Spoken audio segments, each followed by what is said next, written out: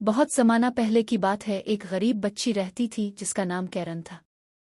इसकी जिंदगी शुरू ही से मुश्किलों में घिरी हुई थी।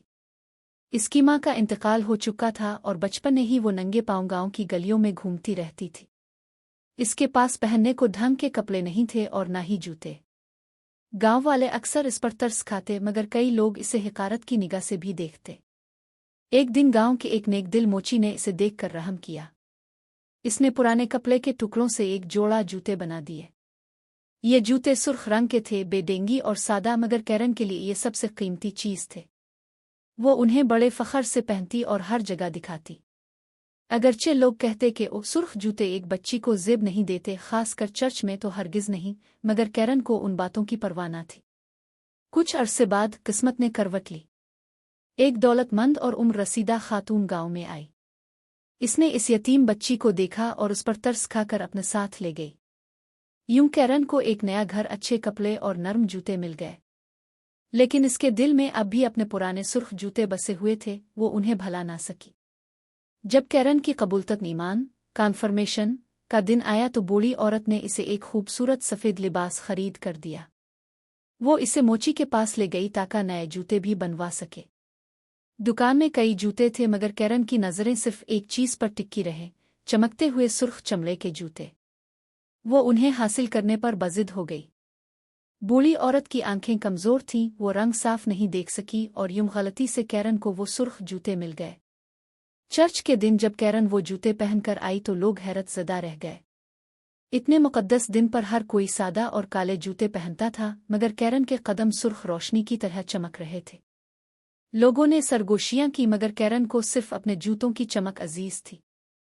यहाँ तक कि दुआ के दौरान भी इसकी निगाहें अपने जूतों पर जिमी रहें और उसका दिल इबादत से हिट गया। वक्त गुजरता गया और कैरन का गुरूर बढ़ता गया।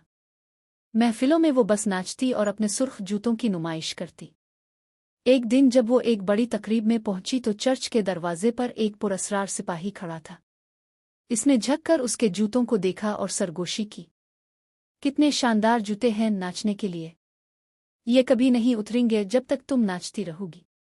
कैरन ने इस बात को मजाक समझा और हंसते हुए आगे बढ़ गई।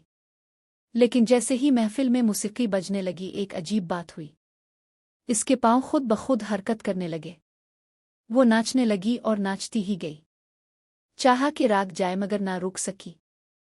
लोग हैरान और खौफजदा होकर इसे देखते रहे।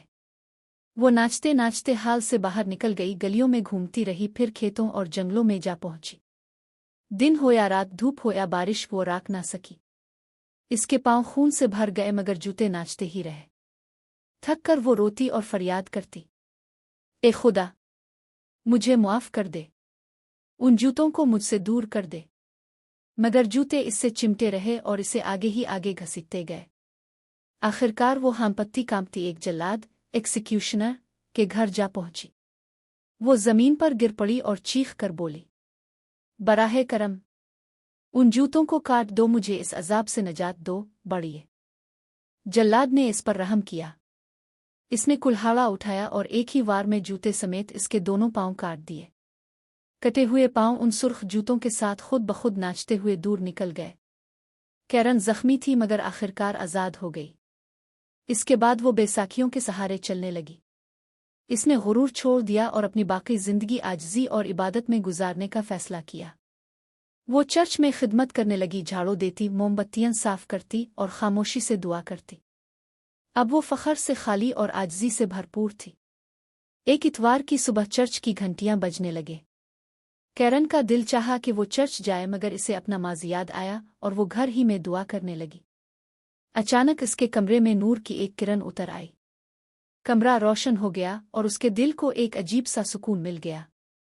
इसकी आंखों से आंसू बहने लगे, मगर चेहरे पर मुस्कुराहट आ गई। इसने धीमी आवाज में कहा, अब मैं जान गई हूं कि मुझे बख्श दिया गया है। और यूं जब इसने आंखें बंद की तो फरिश्ते इसकी रूह को ऊपर ले गए। वो हमेशा के लिए सुकून और रोशनी की दुनिया में दाखिल हो गई। गुरूर और नुमाइश इंसान को बर्बादी की तरफ ले जाते हैं। असल खूबसूरती आजिज़ी और नेकी में है। दुनियावी चीज़ों से बेजा लगाव इंसान की जिंदगी बर्बाद कर देता है। तौबा और सच्ची इबादत इंसान को सुकून और बख्शिश अता करती है।